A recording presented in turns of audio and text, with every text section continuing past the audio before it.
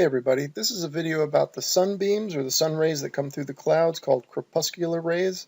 And what I'm going to do here is prove in this video with a series of proofs beyond a shadow of a doubt that the sun is close and the sun is small. First I'm going to show you an experiment I did with the sun rays that's very solid proof that the sun is in fact close and not very big. And then I'm going to refute Wikipedia's account of these crepuscular rays. They say that these rays are due to perspective and that in fact they are, for all intents and purposes, parallel lines from a sun that's almost 1,000,000 miles in diameter. But the fact that we see them splaying out, they say that that's due to perspective. I'm going to show that that's impossible. And then number 3, I'm going to show that it's actually when you take a look at this picture of the crepuscular rays, that actually perspective is missing from this photo. If in fact the sun were 1,000,000 miles in diameter and 93 million miles away, the heliocentric model is in trouble. So let's get to my experiment. I watched a video from my perspective. His video is called Flat Earth Sunbeams, Part 1. I was outside and I go, man, let me try that. And I just kind of ran in, I grabbed some cardboard, I cut some holes in it, and I wanted to see how the sun reacts coming through. So here I am, raising it high over my head, so I'm about 8 feet away from this, and the light doesn't diverge or spread out. You know, it doesn't splay out like we see the crepuscular rays. And this sun's far away. Just like in the heliocentric model, the sun is far away, right? 93 million miles away from our clouds. But we see the sun rays splaying out from the clouds as though it were a close sun and not a faraway sun.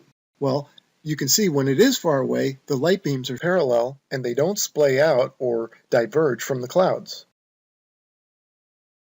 So then I got a little bit more sophisticated. I went inside and I cut some nicer holes in another cardboard. You know, my budget went up. And here they are, and I put some CGI here. I put some beams in there, and you can see they are dead straight. No splaying out. And then you can also, there's a part here where I have it up overhead and I had the same results, no splaying out.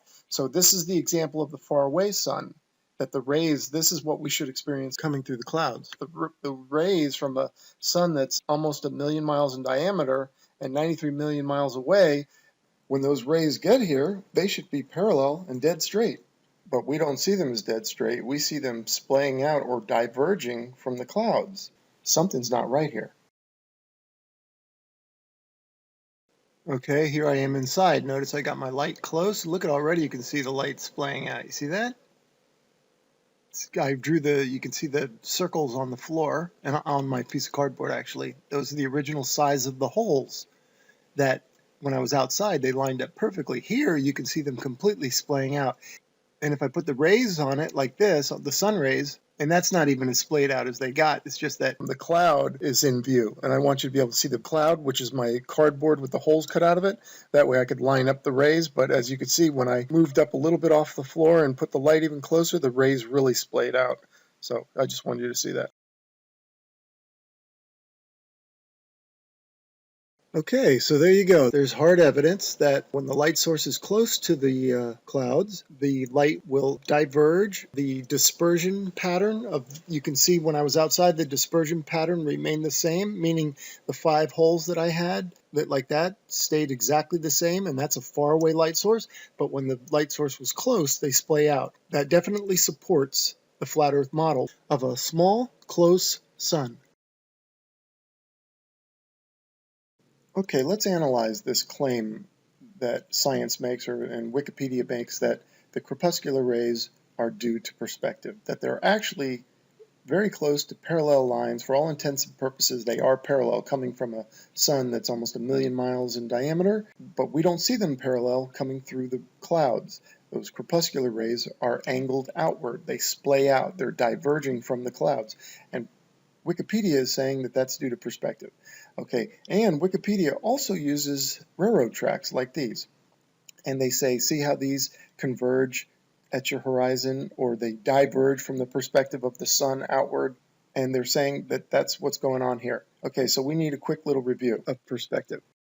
Notice in this long hallway, all parallel lines and planes angle to the eye level or the eye position of the observer. Notice that the side walls angle in, those are parallel lines to one another, and the ceiling and the floor are also parallel, but notice how they angle toward each other and they come to your eye level. All right, you have an X, Y, and Z axis. So the railroad tracks would fit your Z axis. That's going away from you, and those lines, yes, they converge. But the sun, and especially when the sun's overhead, would be bombarding us with huge vertical parallel lines, or rays, parallel rays. Yet, we don't see any of that, ever. So what I'm going to show you here is that this claim that these crepuscular rays is due to perspective is not true. It's impossible, because perspective will not converge or diverge or splay out lines or planes that are parallel to one another that are perpendicular to the viewer or his z-axis.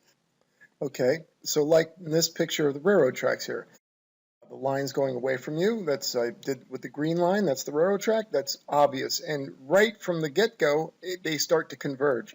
Now those are parallel lines, but yet we never see them as parallel. They're always converging as they go away from you. Now the black poles that I have going down the side of the railroad tracks are also parallel lines to one another. But notice that they stay parallel. They don't lose their parallel orientation. They may get shorter and they get smaller, that's true. They do have a sort of a convergence, but they don't change their parallel orientation, these vertical lines, because they're perpendicular to you. Now, this is why invoking perspective to explain the crepuscular rays doesn't work, because perspective does not splay out these vertical lines, yet whenever the sun is overhead, we should see vertical parallel rays everywhere, and yet we don't see them. So perspective as an explanation for this is invalid. You know, what we see is the rays emanating from this omnidirectional sun. The rays fit the size of the sun, and the angles of the rays off the sun also fit the size of the sun and the shape of the sun.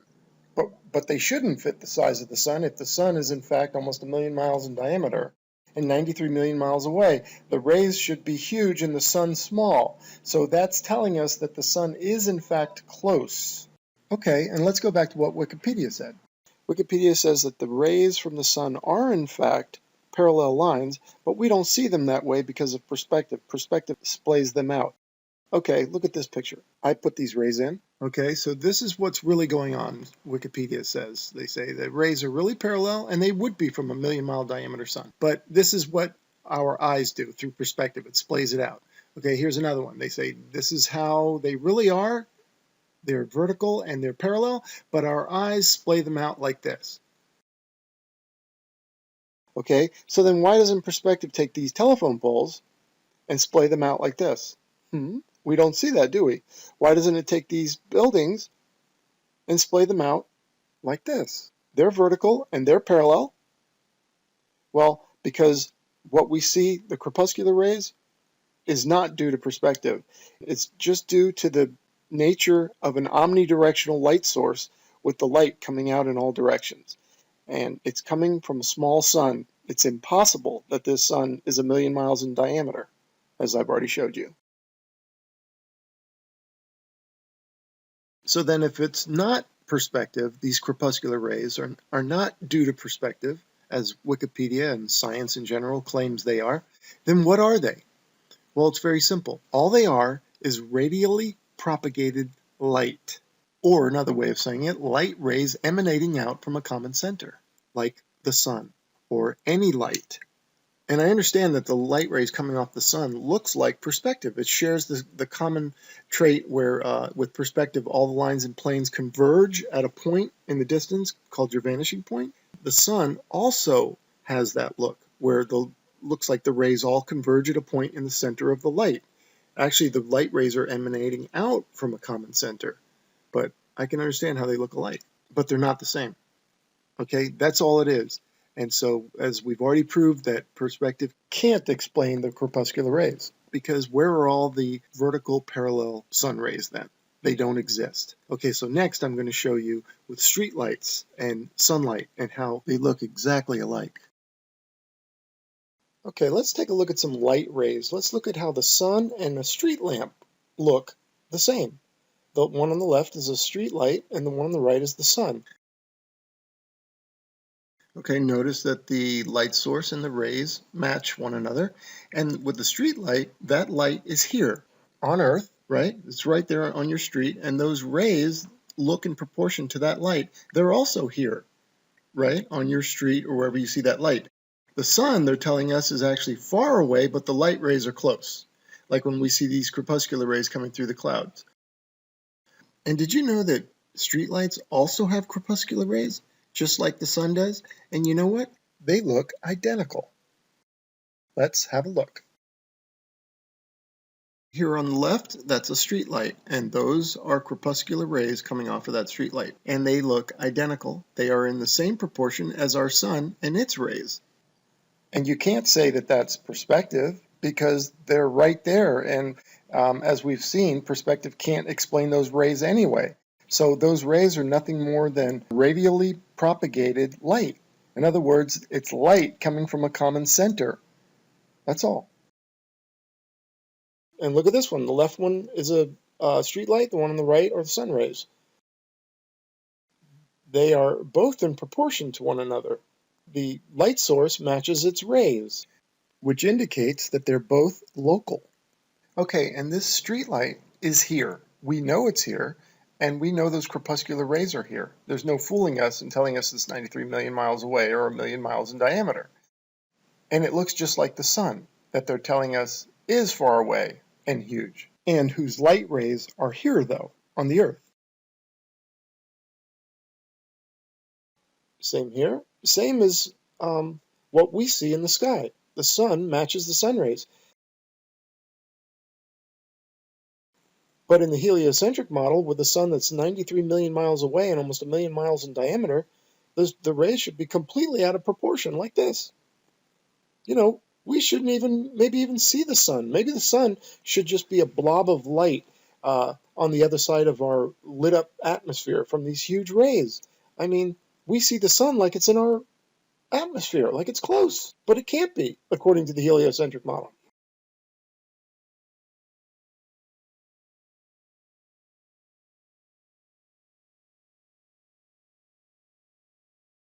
And next, I want to show you how, in this photo, perspective is actually missing. And what's ironic is the very linear perspective that they tried to invoke to explain this photo is actually missing from this photo for the heliocentric model to be true. Okay, so what do I mean by that? Well, I mean they invoked perspective to describe or explain these crepuscular rays, the fact that they're splaying out from the clouds, because they had to invoke perspective or something because this picture doesn't work for the heliocentric model. This picture of these crepuscular rays is a problem for their model because the sun is supposed to be a million miles in diameter. But the problem is they've invoked perspective, but perspective doesn't work because, as I've already showed you, it doesn't explain the parallel vertical lines that we should see all over the place. Perspective will not splay those out, right? So these vertical rays should be everywhere, the parallel vertical rays, but we don't see them. The perspective that's missing is like the sun is out there and it's almost a million miles in diameter, right? So its sunbeam, it shoots out a sunbeam, and that sunbeam is 100,000 miles wide, let's say. But what we see from here looks very small, right? But not when it gets here. When it gets here, it's going to be massive, okay? But yet, look at these sun rays coming through the clouds. They're small, they're skinny, they're tiny. They match the local sun that we see in the sky here. So that's what I mean by perspectives missing. And let me give you a couple of real-world examples to help you figure this out. Okay, now imagine you're at a football game, an American football game, and you can see the player, the quarterback, down on the field, and he's as big as a peanut, okay, on the field, even smaller. Okay, and the football is the size of a short grain of rice. And he's got this great arm, and he turns around and he throws that ball up to you in the stands, and he can throw it all the way to you. Now, I got a question for you. When the ball gets to you, is it going to be the size of a grain of rice, or is it going to be the size of a regulation football? Well, it's going to be the size of a regulation football, right? But that's not what we see in this picture with the sun rays. Those sun rays fit the size of the sun. And now let's take a look at this soccer player. All right, for those of you who don't know American football, there, he kicks it, he's far away, and the ball gets to you, it's going to be the size of a soccer ball, right? This is proper perspective. This is the perspective we're not seeing when we look at the sun. The sun that we see in the sky is close. Okay, here's a train leaving a station far away down the tracks. Also analogous to the rays leaving the million-mile diameter sun. Okay, the rays would be massive just like the train is massive compared to that little train station. Right? That's proper perspective. Now look at these shafts of light coming from the sun, the rays. The sun on the right here, each of its rays that you see coming off the sun would be about 100,000 miles wide, just like this. You could fit 10 Earths side by side in that ray. Okay, so when we look at these rays, they're not 100,000 miles wide, and they're diverging out from a small sun that we see in the sky. I mean, that proves right there the sun is close and small.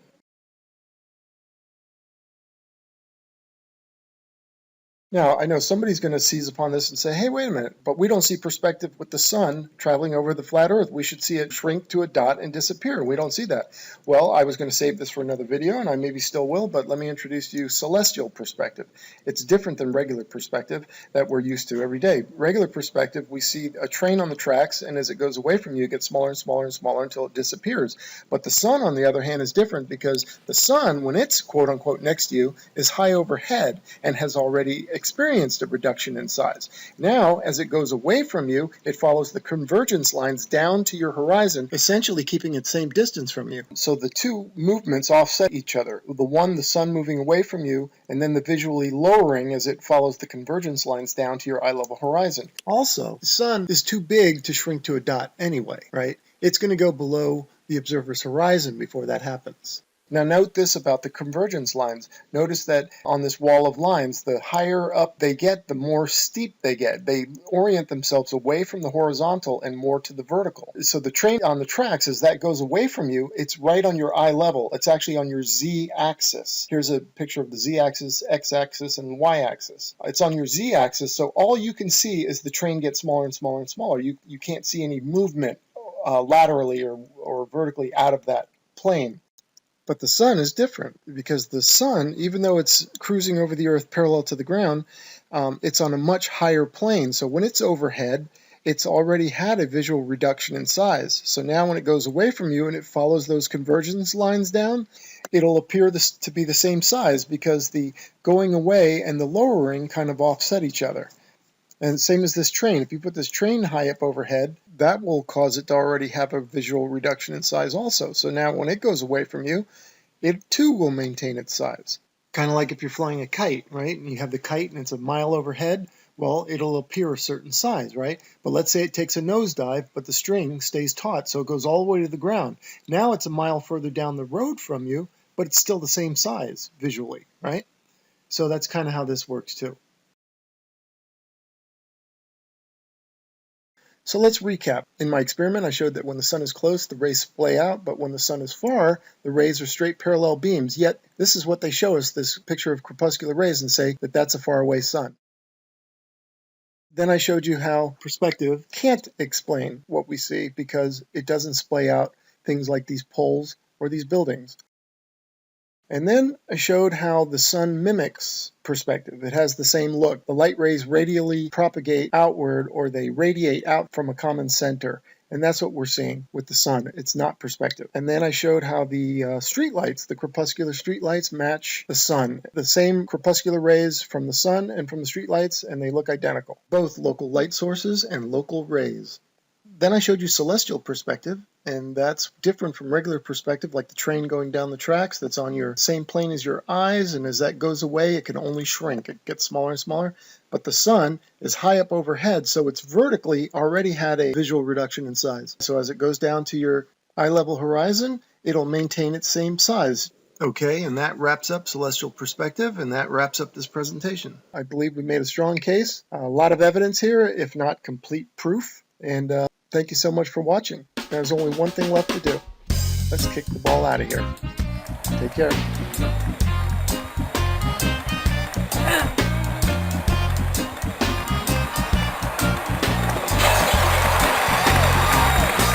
The earth is flat, living in illusion. The earth is flat. We take some illusion. The earth is flat, living in illusion. So people. you.